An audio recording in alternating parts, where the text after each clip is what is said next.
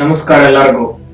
ಸುಮಾರು 10 ತಿಂಗಳಾಯ್ತು ನನ್ನ ಲೈಫಲ್ಲಿ ನಾನು ಈ ಮನಸ್ಸಿನ ಬಗ್ಗೆ ಪ್ರಯೋಗಗಳು ಮತ್ತೆ ಈ ಇಮ್ಯಾಜಿನೇಷನ್ ಅಂದ್ರೆ ಏನು ಅಂತ ಅರ್ಥ ಮಾಡ್ಕೊಳ್ಳೋದಕ್ಕೆ ಸೈಂಟಿಫಿಕ್ ವೇಯಲ್ಲಿ ನಾನು ನನ್ನ ಮೇಲೇನೆ ಪ್ರಯೋಗಗಳನ್ನ ಮಾಡ್ತಾ ಹೋದೆ.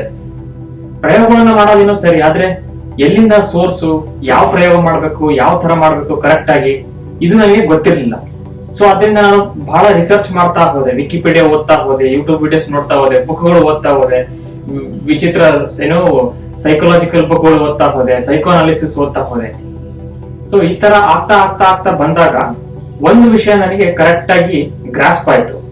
ಅದು ಏನು ಅಂತಂದ್ರೆ, ನಾವು ಮಾಡುವ ಇಮ್ಯಾಜಿನೇಷನ್, ನಾವು ಮಾಡುವ ಸಬ್ ಕಾನ್ಶಿಯಸ್ ಟ್ರೈನಿಂಗ್, ನಾವು ಮಾಡುವ ಏನು ವಿಷನ್ ಅಂತ ಏನ್ ಕರಿತೀವಿ, ಆ ವಿಷನ್ಗಳು ನಿಜ ಆಗಬೇಕು ಅಂದ್ರೆ ನಮ್ಮ ಕಣ್ಣೆದುರಿಗೆ ಕಾಣಬೇಕು ಅಂತಂದ್ರೆ ನಾವು ಕೆಲವೊಂದು ಪ್ರೊಸೆಸ್ ನ ಫಾಲೋ ಮಾಡಬೇಕು.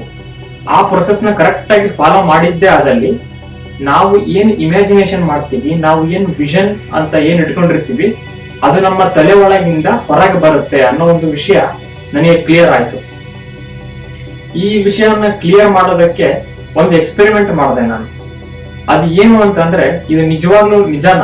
ಇದು ಎಲ್ಲರೂ ಹೇಳ್ತಾರೆ, ಹೌದು ಎಲ್ಲ ಪ್ರೂಫ್ ಇದೆ, ಎಲ್ಲ ದೊಡ್ಡ ದೊಡ್ಡ ಸೈಂಟಿಸ್ಟ್ಗಳು ಹೇಳಿದ್ದಾರೆ, ಇದನ್ನೆಲ್ಲ ಫಿಲಾಸಫರ್ಸ್ ಹೇಳಿದ್ದಾರೆ, ಆದ್ರೆ ನನಗಿದು ಅನುಭವ ಆಗ್ಬೇಕಲ್ಲ, ನನಗಿದು ಪ್ರೂಫ್ ಸಿಗ್ಬೇಕಲ್ಲ ಇದು ಏನು ಅಂತ ಹೇಳಿ ಅಂತ ಒಂದು ಚಿಕ್ಕ ಎಕ್ಸ್ಪೆರಿಮೆಂಟ್ ಮಾಡಿದೆ. ಸುಮಾರು 1 ತಿಂಗಳ ಹಿಂದೆ, ಆವಾಗ ನನಗೆ ಎಕ್ಸಾಮ್ ಇತ್ತು ಇಲ್ಲಿ ಯೂನಿವರ್ಸಿಟಿಲಿ.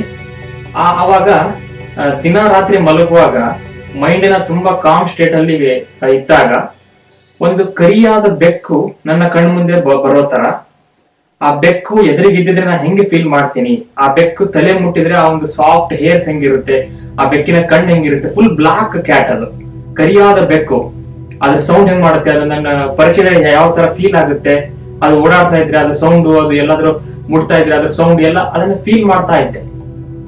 ಸೊ ಇದನ್ನ ಯಾಕೆ ಮಾಡ್ತಾ ಇದ್ದೆ ಈ ಕರಿ ಬೆಕ್ಕಿನ ಎಕ್ಸ್ಪೆರಿಮೆಂಟ್ ಅಂತಂದ್ರೆ, ಇದೇ ತರ ನಾನು ನಿಜವಾಗ್ಲೂ ಇಮ್ಯಾಜಿನೇಷನ್ ಮಾಡ್ತಾ ಇದ್ರೆ, ಕರಿಬೇಕು, ನಾನು ಅದನ್ನ ಮುಟ್ಟಿದ ತರ ಅದನ್ನೆಲ್ಲ ಫೀಲ್ ಮಾಡಿದ ಮಾಡ್ತಾ ಇದ್ರೆ ನನ್ನ ಕಣ್ಣೆದುರಿಗೆ ಕರಿಬೇಕು ಕಾಣುತ್ತಾ ಅಂತ ನನಗೆ ಒಂದು ಪ್ರೂಫ್ ಬೇಕಿತ್ತು.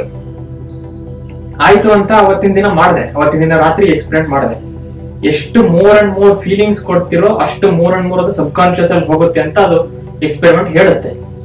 ಆ ತರ ಮಾಡಿದಾಗ ನೆಕ್ಸ್ಟ್ ಡೇ ನಾನು ಕೊರೋನಾ ಟೆಸ್ಟಿಂಗ್ ಹೋಗ್ಬೇಕಾಗಿತ್ತು, ನೆಗೆಟಿವ್ ಟೆಸ್ಟ್ ರಿಪೋರ್ಟ್ ಬೇಕಿತ್ತು. ಅಲ್ಲಿ ಹೊರಗಡೆ ವೇಟ್ ಮಾಡ್ತಾ ಇದ್ದೆ. ನಾನು ವೇಟ್ ಮಾಡ್ತಾ ಇರ್ಬೇಕಾದ್ರೆ ಒಂದು ಬಸ್ ಬಂತು. ಆ ಬಸ್ ಹಿಂದೆ ಅದನ್ನ ಸುಮ್ಮನೆ ನೋಡ್ತಾ ಇದ್ದೆ, ಬೆಳಿಗ್ಗೆ ಹೊತ್ತು ಇದನ್ ಮಾಡಿ ನೆಕ್ಸ್ಟ್ ದಿನಕ್ಕೆ. ಆ ಬೆಳಿಗ್ಗೆ ಒಂದು ಕರಿ ನಾಯಿ ಬಂತು ಅಲ್ಲಿ. ನಾನು ಸುಮ್ಮನೆ ನೋಡ್ತಾ ಇದ್ದೆ, ಅದು ಇದೇನು ಹಿಂದೆ ಏನ್ ಮಾಡಿದ್ದೆ, ನಿನ್ನೆ ಏನ್ ಮಾಡಿದ್ದೆ ನನಗೆ ನೆನಪಿರ್ಲಿಲ್ಲ. ನಾನು ಕನಸಿನಲ್ಲಿ ಮಾಡಿದ್ದು ಅಂದ್ರೆ ಇಮ್ಯಾಜಿನೇಷನ್ ಅಲ್ಲಿ ಮಾಡಿದ್ದು ಕರಿ ಬೆಕ್ಕು ಬರ್ಬೇಕು ನನ್ನ ಲೈಫ್ ಅಲ್ಲಿ ಅಂತ. ಸೊ ಅಲ್ಲಿ ನನಗೆ ಕರಿ ನಾಯಿ ಕಾಣಿಸ್ಕೊಳ್ತು. ಆ ಕರಿ ನಾಯಿ ಯಾವ ತರ ಇತ್ತು ಅಂತಂದ್ರೆ, ನಾ ಯಾವ ತರ ಫೀಚರ್ಸ್ ಕೊಟ್ಟಿದ್ನು ಈ back, like previous day night ಅಲ್ಲಿ ಯಾವ ತರ ಫೀಚರ್ಸ್ ಕೊಟ್ಟಿದ್ನಲ್ಲ, ಒಂದು ಹೇರ್ಸ್ ಎಲ್ಲ ಅದೇ ತರ ಇತ್ತು. ಬಟ್ ನನಗೆ ಅನಿಸ್ತು, ನಾನ್ ಮಾಡಿದ್ದು ಬೆಕ್ಕಿಗೋಸ್ಕರ, ಇದು ಇಲ್ಲಿ ನಾಯಿ ಕಂಡಿದೆ, ಸೊ ಇದು ಅಲ್ಲ, ಇದು ನಿಜವಾಗ್ಲೂ ಅಲ್ಲ ಅಂತ ಆಯ್ತು ಅಂತ ಇದೇ ಎಕ್ಸ್ಪೆರಿಮೆಂಟ್ ನ ಮತ್ತೆ ನೆಕ್ಸ್ಟ್ ಡೇ ಕಂಟಿನ್ಯೂ ಮಾಡಿದೆ. ನೆಕ್ಸ್ಟ್ ಡೇ ಕಂಟಿನ್ಯೂ ಮಾಡಿದಾಗ್ಲೂ ನಾನು ಪದೇ ಪದೇ ನೋಡ್ತಾ ಇರಲಿಲ್ಲ, ಕರಿಬೇಕು ಕಾಣ್ತಾ ಈ ತರ ಎಲ್ಲ ಮಾಡ್ತಾ ಇರಲಿಲ್ಲ. ಯಾಕಂದ್ರೆ ಈ ತರ ಮಾಡಿದ್ರೆ ಅಬ್ಸೆಷನ್ ಆಗ್ಬಿಡುತ್ತೆ, ಅದು ಮತ್ತೆ ಲ್ಯಾಕ್ ಮೆಂಟಾಲಿಟಿಗೆ ಕರ್ಕೊಂಡು ಹೋಗುತ್ತೆ. ಸೊ ನಾ ಏನ್ ಮಾಡಿದೆ, ಬಿಟ್ಬಿಟ್ಟೆ ಅದನ್ನ. ಸುಮ್ಮನೆ ಹಿಂಗ್ ಮಾಡಿದೀನಿ, ಅದು ಕಾಣುತ್ತೆ, ಇದು ಜಸ್ಟ್ ಎಕ್ಸ್ಪೆರಿಮೆಂಟ್ ಅಷ್ಟೇ, ನಾ ಹೆಂಗ್ ನಿಜವಾಗ್ಲೂ ನಂಬ್ತಾ ಇಲ್ಲ ಅಂತ. ಅವತ್ತಿನ ದಿನ ನಾನು ನೆಕ್ಸ್ಟ್ ಒಂದು ಹಾಡು ಕೇಳ್ತಾ ಇದ್ದೆ ಯೂಟ್ಯೂಬ್ ಅಲ್ಲಿ. ಆ ಹಾಡು ಕೇಳುವಾಗ ಅದು 3 ನಿಮಿಷದ ಹಾಡಿತ್ತು. ಅದರಲ್ಲಿ 1.5 ನಿಮಿಷ ಆದಾಗ ಅದರಲ್ಲಿ ಒಂದು ಕರಿಬೇಕು ಬಂತು, ಬಾಲಾಡಿಸ್ತಾ ಇತ್ತು ಅದು ಕರಿಬೇಕು. ಅವಾಗ ನನಗೆ ಇದ್ದಕ್ಕಿದ್ದಂಗೆ ನೆನಪಾಯ್ತು. ಅಲ್ಲಿ ತನಕ ನಾನು ಡೆಲಿಬ್ರೇಟ್ ಆಗಿ ನೆನಪು ಮಾಡ್ಕೊಳ್ತಾ ಇರ್ಲಿಲ್ಲ. ಅವಾಗ ನೆನಪಾಯ್ತು ನನಗೆ, ನಾನು ನಿನ್ನೆ ಇಮ್ಯಾಜಿನೇಷನ್ ಅಲ್ಲಿ ಕರಿ ಬೆಕ್ಕಿಂದು ಮಾಡಿದ್ದೆ, ಸೊ ಈ ಹಾಡಲ್ಲಿ ಬಂದಿದೆ ಅದು. ಆದ್ರೆ ಮತ್ತೆ ಒಂದು ಡೌಟ್ ಬಂತು, ನಾನು ನನ್ನ ಲೈಫ್ ಅಲ್ಲಿ ರಿಯಲ್ ಆಗಿ ಕಾಣಬೇಕು, ಈ ವಿಡಿಯೋದಲ್ಲಿ ಅದೆಲ್ಲ ಮತ್ತೆ ಕೋಇನ್ಸಿಡೆನ್ಸ್ ಇರ್ಬೇಕು, ಅದೇ ರಿಯಲ್ ಆಗಿ ಕಾಣಬೇಕು ಅಂತ ಹೇಳಿ ಮತ್ತೆ ಕಂಟಿನ್ಯೂ ಮಾಡ್ತಾ ಹೋದೆ. ರಿಯಲ್ ಲೈಫ್ ಅಲ್ಲಿ ನನಗೆ ಎಲ್ಲೋ ಕರಿಬೇಕು ಕಾಣಿಸ್ಲಿಲ್ಲ. ಆದ್ರೆ ಇದಾಗಿ ಮತ್ತೆ 2 ದಿನ ಆದ್ಮೇಲೆ ಫೇಸ್ಬುಕ್ ಅಲ್ಲಿ ಹೀಗೆ ನೋಡ್ತಾ ಇದ್ದೆ. ನೋಡ್ಬೇಕಾದ್ರೆ ಒಂದು ಗ್ರೂಪ್ ಅಲ್ಲಿ ಒಬ್ಬರ ಪ್ರೊಫೈಲ್ ಅಲ್ಲಿ ಒಂದು ಕರಿಬೇಕು ಕಾಣಿಸ್ಕೊಳ್ತು, ಕಂಪ್ಲೀಟ್ ಬ್ಲಾಕ್. ಆ ಹಾಡಲ್ಲೂ ಇದ್ದಿದ್ದು ಕಂಪ್ಲೀಟ್ ಬ್ಲಾಕ್ ಬೇಕು, ಈ ಫೇಸ್ಬುಕ್ ಪ್ರೊಫೈಲ್ ಅಲ್ಲಿ ಇದ್ದ ಬೇಕು ಕೂಡ ಕಂಪ್ಲೀಟ್ ಬ್ಲಾಕ್ ಆಗಿ ಇತ್ತಿದ್ದು. ಸೊ ಈ ತರ ಘಟನೆಗಳು ನಡೀತಾ ಇದ್ದಾವೆ. ಆಮೇಲೆ ನನಗೆ ಎಕ್ಸಾಮ್ ಬಂತು, ನಾನು ಬಿಸಿ ಆದೆ, ಇದನ್ನ ಕಂಟಿನ್ಯೂಸ್ ಆಗಿ ಮಾಡಕ್ ಆಗ್ಲಿಲ್ಲ, ಯಾಕಂದ್ರೆ ಟೈಮ್ ಇರ್ಲಿಲ್ಲ. ಸೊ ಇಲ್ಲಿ ಕೆಲವೊಂದು ಇಂಟರ್ಪ್ರಿಟೇಷನ್ ಮಾಡ್ಬೇಕಾಗಿದೆ. ನಾನು ಅದಕ್ಕೋಸ್ಕರ ಈ ವಿಡಿಯೋ ಮಾಡ್ತಾ ಇದ್ದೀನಿ. ಇಮ್ಯಾಜಿನೇಷನ್ ಅಂದ್ರೆ ಏನು ಅಂತ ಹೇಳಿ ಕರೆಕ್ಟ್ ಆಗಿ ಅರ್ಥ ಮಾಡ್ಕೋಬೇಕಂತಂದ್ರೆ, ನಮ್ಮ ಬ್ರೈನ್ ಇದೆಯಲ್ಲ, ಅದು ಮೆಮೊರೀಸ್ ನ ಹೆಂಗೆ ಸ್ಟೋರ್ ಮಾಡುತ್ತೆ ಅಂತ ಹೇಳಿ ನೋಡೋಣ. ನಾವು ಯಾವತ್ತಾದ್ರೂ ಏನಾದ್ರೂ ಒಂದು ಈವೆಂಟ್ ಅನ್ನ ಅಟೆಂಡ್ ಮಾಡ್ತೀವಿ, ಏನಾದ್ರೂ ನಡೆದಿರುತ್ತೆ, ದುಃಖದ ಸಂಗತಿಯೋ ಖುಷಿಯಾದ ಸಂಗತಿಯೋ ನಡೆದಿರುತ್ತೆ. ಇದನ್ನ ಬ್ರೈನ್ ಒಳಗೆ ಇನ್ಫಾರ್ಮೇಶನ್ ತಗೋಬೇಕಾದ್ರೆ ಆ ಕಾರ್ಟೆಕ್ಸ್ ಅನ್ನೋ ರೀಜನ್ ಇಂದ ಹಿಪ್ಪೋ ಕ್ಯಾಂಪಸ್ ಹೋಗುತ್ತೆ. ಇದು ಮೆಮೊರಿ ಕ್ರಿಯೇಟ್ ಆಗ್ಬೇಕಾದ್ರೆ ನಾವು ಮೆಮೊರಿ ನೆನೆಸ್ಕೊಳ್ತೀವಲ್ಲ, ಅಂದ್ರೆ ಈಗ 10 ವರ್ಷ ಹಿಂದೆ ನಡೆದಿರೋದು ಅಥವಾ 1 ತಿಂಗಳು ಹಿಂದೆ ನಡೆದಿರೋದು, ಇದನ್ನ ನೆನೆಸ್ಕೊಳ್ಬೇಕಾದ್ರೆ ರಿವರ್ಸ್ ಪ್ರೋಸೆಸ್ ಆ ಹಿಪ್ಪೋ ಕ್ಯಾಂಪಸ್ ಇಂದ ಕಾರ್ಟೆಕ್ಸ್ ಬರುತ್ತೆ. ಸೊ ಈ ಬೇಸಿಕಲಿ ಮೆಮೊರಿ ಅಂತಂದ್ರೆ ಏನು ಅಂತಂದ್ರೆ, ನಾವ್ ಏನನ್ನಾದ್ರೂ ನೆನೆಸ್ಕೊಂಡಾಗ, ಹಿಂದೆ ನಡೆದಿರೋ ಘಟನೆಗಳನ್ನು ನೆನೆಸ್ಕೊಂಡಾಗ ಬ್ರೈನ್ ಅಲ್ಲಿ ಕೆಲವೊಂದು ಎಲೆಕ್ಟ್ರಿಕಲ್ ಆಕ್ಟಿವಿಟೀಸ್ ಆಗುತ್ತೆ.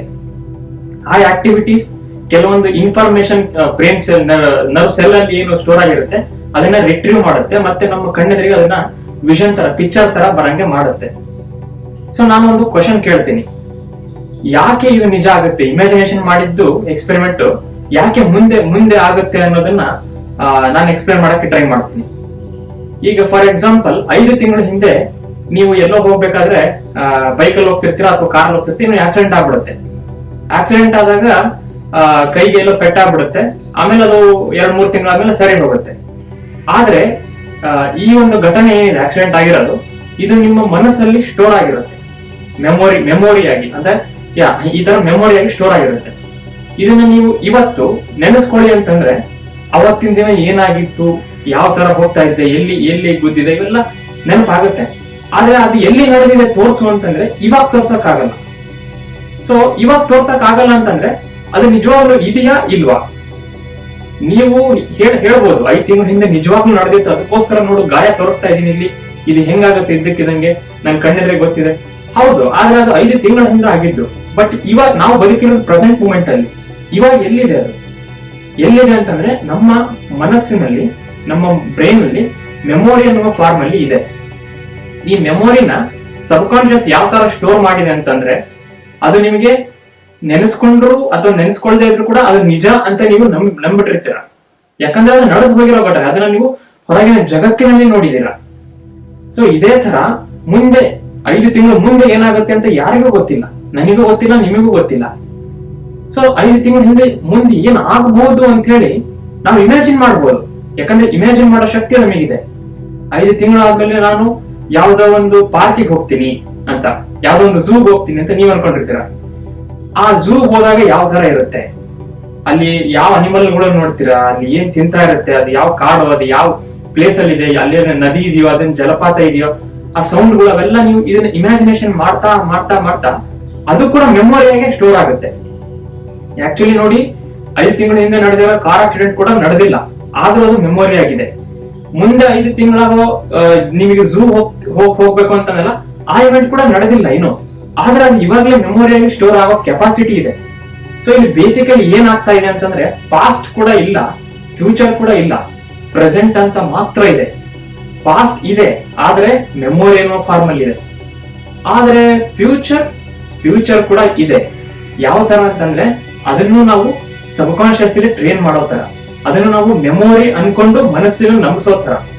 ಸೊ ನೀವು ಮುಂದೆ 5 ತಿಂಗಳಲ್ಲಿ ಝೂ ಹೋಗ್ತೀನಿ ಅನ್ನೋ ಒಂದು ಘಟನೆನ ದಿನ ಪದೇ ಅದನ್ನ ಸಬ್ ಕಾನ್ಶಿಯಸ್ ಹೋಗೋ ತನಕ ನೀವು ಇಮ್ಯಾಜಿನೇಷನ್ ಮಾಡಿ ಅದಕ್ಕೆ ಟೆಕ್ಸ್ಚರ್ ಕೊಟ್ಟು ಅದನ್ನ ನಡೆದಿರೋ ಘಟನೆ ತರ ಅದನ್ನು ಮೆಮೊರಿಯಾಗಿ ಸೇವ್ ಮಾಡಿದ್ರೆ, ಬ್ರೈನ್ ಅದೇ ಕಾರ್ಟೆಕ್ಸ್ ಇಂದ ಹಿಪ್ಪೋ ಕ್ಯಾಂಪಸ್ ಗೆ ಟ್ರಾನ್ಸ್ಫರ್ ಮಾಡಿ ಅದೇ ನರ್ವ್ ಸೆಲ್ ತರ ಎಕ್ಸಾಕ್ಟ್ ಪಾಸ್ಟ್ ಮೆಮೊರಿ ಎಕ್ಸ್ಪೀರಿಯನ್ಸ್ ನೇ ಕೊಡ್ತಾ ಹೋಗುತ್ತೆ.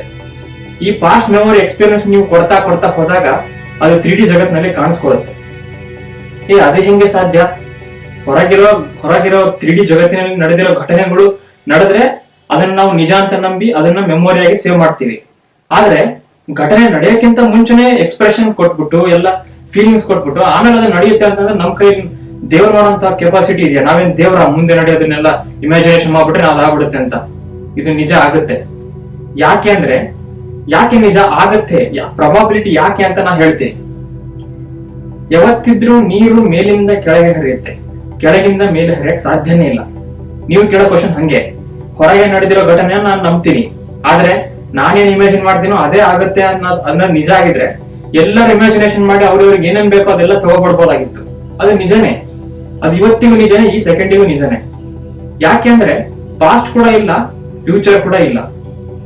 ನೀರು ಯಾವತ್ತಿಗೂ ಮೇಲಿಂದ ಕೆಳಗೆ ಹರಿಯುತ್ತೆ, ಆದ್ರೆ ಗ್ರಾವಿಟಿ ಇದ್ರೆ ಮಾತ್ರ. ಗ್ರಾವಿಟಿ ಇಲ್ಲ ಅಂತಂದ್ರೆ ಮೇಲೇನೂ ಇಲ್ಲ, ಕೆಳಗೂ ಇಲ್ಲ. ಇದೇ ತರ ಯೂನಿವರ್ಸ್ ಅಲ್ಲಿ ನಡೆಯೋ ಘಟನೆಗಳು. ನಾವು ಭೂಮಿ ಮೇಲೆ ಇದ್ದೀವಿ, ಅದಕ್ಕೆ ಗ್ರಾವಿಟಿ ಇದೆ. ಗ್ರಾವಿಟಿ ಇದೆ ಅಂದ ಮಾತ್ರಕ್ಕೆ ಮಾತ್ರ ನಾವು ನೀರು ಮೇಲಿಂದ ಕೆಳಗೆ ಬರುತ್ತೆ ಅಂತ ನಂಬ್ತೀವಿ. ಆದ್ರೆ ಯಾವತ್ತು ನೀರನ್ನ ಕೆಳಗಿಂದ ಮೇಲೆ ಹೋಗೋ ತರ ನೋಡಿದವ್ರು ಯಾರು ಇಲ್ಲ. ಯಾಕಂದ್ರೆ ಗ್ರಾವಿಟಿ ಉಲ್ಟಾ ವರ್ಕ್ ಆಗಲ್ಲ. ಗ್ರಾವಿಟಿ ಯಾವತ್ತಿದ್ರು ಹೈಯರ್ ಪೊಟೆನ್ಶಿಯಲ್ ಇಂದ ಲೋವರ್ ಪೊಟೆನ್ಶಿಯಲ್ಗೆ ಆ ತರ ವರ್ಕ್ ಆಗುತ್ತೆ.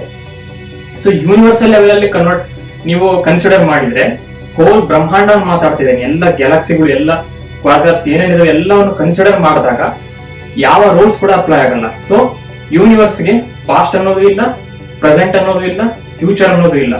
ಯೂನಿವರ್ಸ್ ಎಟರ್ನಲ್, ಅದಕ್ಕೆ ಬಿಗಿನಿಂಗ್ ಅನ್ನೋದು ಇಲ್ಲ, ಎಂಡ್ ಅನ್ನೋದು ಇಲ್ಲ. ಬಿಗಿನಿಂಗ್ ಅಥವಾ ಎಂಡ್ ಅಥವಾ ನಮಗೆ ಕಾಣ್ತಾ ಇದೆ ಲಿಮಿಟ್ ಅಂತ ಏನಾದ್ರು ಇದ್ರೆ ಅದು ಹ್ಯೂಮನ್ ಬ್ರೈನ್ ಅಲ್ಲಿ ಮಾತ್ರ, in the form of memories ಅಂತ ಕರಿತೀವಿ. ಸೊ ಈ ಒಂದು ಎಕ್ಸ್ಪೆರಿಮೆಂಟ್ ಏನೇ ಇರಲಿ, ಇದು ನಿಜನೇ ಇರಲಿ ಅಥವಾ ಸುಳ್ಳೇ ಇರಲಿ ಅಥವಾ ರಿಲೇಟಿವ್ಲಿ ನಿಜನೇ ಇರಲಿ, ಒಟ್ನಲ್ಲಿ ಈ ಒಂದು ಮಿಸ್ಟ್ರಿಗಳು, ಈ ಒಂದು ಬ್ರೈನ್ ಸಂಬಂಧಪಟ್ಟ ಮಿಸ್ಟ್ರಿಗಳನ್ನ ನಮಗೆ ನಾವೇ ಎಕ್ಸ್ಪೆರಿಮೆಂಟ್ ಮಾಡ್ಕೊಳ್ಳೋದ್ರ ಮೂಲಕ ನಾವು ಯಾರು ಮತ್ತು ನಮ್ಮ ನಿಜವಾದ ಹೋಮ್ ಯಾವುದು ಅಂತ ಗೊತ್ತಾಗ್ತಾ ಹೋಗುತ್ತೆ.